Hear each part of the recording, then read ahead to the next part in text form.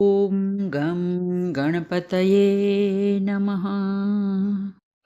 ॐ ऐं સરસ્વત્યે નમઃ. આગળ આપણે જોયું કે સર્વમાં આત્મદર્શન કે ભગવત દર્શન કરવું એ જ ધ્યાન યોગનું અંતિમ ફળ છે. જ્ઞાનના સંસ્કારવાળા ધ્યાન યોગી બધામાં આત્માને અને ભક્તિના સંસ્કારવાળા યોગી બધામાં ભગવાનને જુએ છે. બધામાં આત્માને જોવો એ આત્મજ્ઞાન છે અને સર્વમાં ભગવાનને જોવા એ પરમાત્મ જ્ઞાન છે. આત્મજ્ઞાનમાં વિવેકની અને પરમાત્મ જ્ઞાનમાં શ્રદ્ધા વિશ્વાસની પ્રધાનતા છે.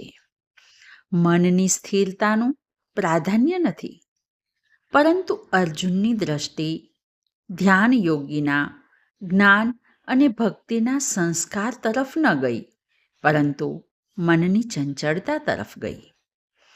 તેથી તેમણે મનની ચંચળતાને બાધક માની લીધી. તેથી મનના નિગ્રહનો ઉપાય બતાવતા ભગવાન બોલ્યા.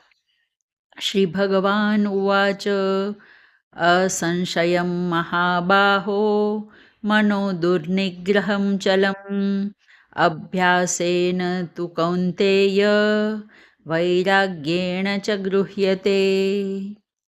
હે મહાબાહો, તારી વાત સાચી છે. આ મન બહુ જ ચંચળ છે અને વશમાં લેવું, કાબૂમાં લેવું મુશ્કેલ છે. પરંતુ હે કૌંતેય, તેને અભ્યાસ અને વૈરાગ્ય દ્વારા કાબૂમાં લઈ શકાય છે. ભટકતા ચિત્તને નિરંતર ધ્યાનથી લક્ષ્ય ઉપર સ્થિર રાખવાનો સતત પ્રયાસ, તે જ અભ્યાસ. અભ્યાસના મુખ્ય 3 પ્રકાર છે: નામ જપ, યોગ સાધના અને સત્સંગ. નામ જપ મહાસાધના છે. તેથી નામ સ્મરણ વધશે એટલે મન નિર્મળ થતું જ જશે અને મનનું તોફાન ઘટશે. વળી નામ સ્મરણ દ્વારા યોગાભ્યાસના પ્રથમ 2 અંગ યમ અને નિયમ દ્રઢ થશે, જેથી યોગ સાધના સરળ બનશે. વળી સત્સંગ દ્વારા સંસારના ભોગોથી રાગ હટશે. મનમાંથી ભોગોનું ચિંતન દૂર થઈ ભગવાનનું ચિંતન શરૂ થશે, જે વૈરાગ્ય ઉત્પન્ન કરશે.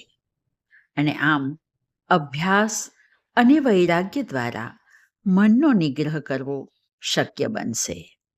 હવે આ જ વાતને અન્વય અને વ્યતિરેકથી સમજાવતા ભગવાન કહે છે: અસંયતાત્મના યોગો દુષ્પ્રાય ઇતિ મે મતિ વશ્યાત્મના તુ યતતા શક્યો વાપ્તુમુપાયત.